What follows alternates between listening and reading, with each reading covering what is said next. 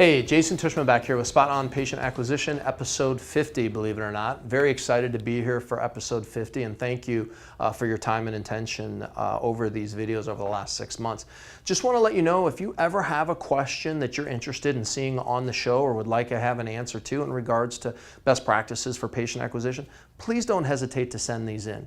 Our website's right there at www.redspotinteractive.com. You can submit a question through there. We'll either respond to it via email or we may just put it up on the show. So please, please, please don't hesitate to send any questions in. And as always, if you value the content, all we ask is that you share it with some of your peers in the industry.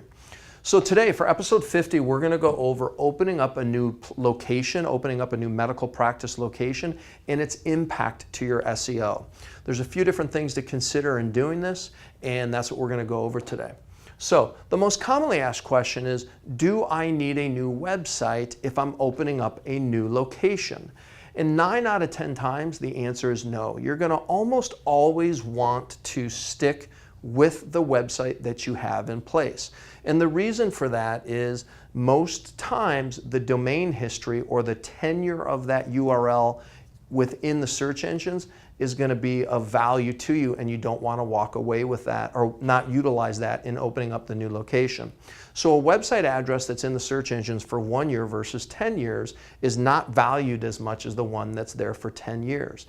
That single reason is why most of the time you're going to want to keep the existing website that you have, unless you're starting a completely new business or something that's not relevant at all to the practice that you're in today. So domain history, the older a website, the longer it's been active, creates a lot of value for you. That being said, if you are going to keep the website, there's still a couple of things that you need to consider. The first is something that you're going to want to do no matter what is very simple and straightforward, and that is local optimization, okay? Through each of the major search engines, you are going to want to go in and create a new local citation page, okay?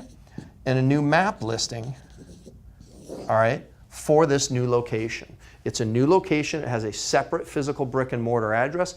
You want to insert that directly into the search engine's databases. You want to insert it directly into the map systems, and you want to make sure that that's recognized through that new phone number or that new address and a new phone number. That's very important. The next thing that we're going to talk about that you want to do is you want to consider the impact to your existing SEO architecture. Typically, a website is built around one location, which means it's targeting one major metro market.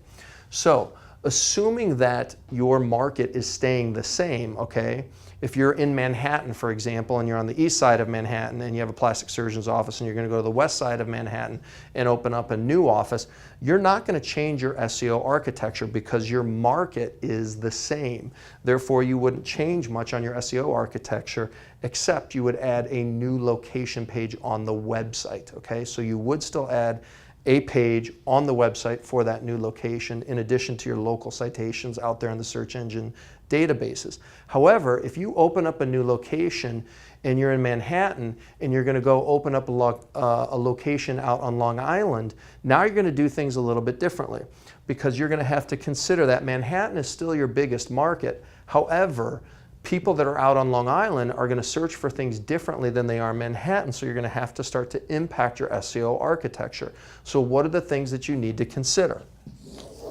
All right. First is we want to have that location page on the website. We already talked about that. So that's the first thing you're going to do. So let's say you'd have your Manhattan location. Well, now you've got a Long Island location. And all you do is create a page on the website under the Contact Us section or whatever it may be that's going to be about your Long Island location, where it's at, have some images up there, etc. But the next thing that you're going to want to do is you need to go into the basics of your SEO architecture, okay? You need to go look at your URL structure. You need to go look at your page titles, okay? And then you need to look at your H1s, all right, as we've talked about in other videos. And you need to make sure that you take these sections of the website and start to work with Long Island, okay? Because people are either going to be looking up Long Island or the city that you're in Long Island for that new location, and you need to be able to reflect that in your search engine architecture so that the search engines know beyond just your local citation pages that you have a facility in those areas, okay? So at the end of the day, if you can control it, you don't want to get a new website. You want to take advantage of the one that you have. You want to take care of your immediate opportunities with local optimization by creating a new local citation page and a map for each section. And then based on population, whether you're in a new market or not, you want to adjust your SEO architecture to reflect that new location page or that new location. Hope that this helps you. Look forward to seeing you next time.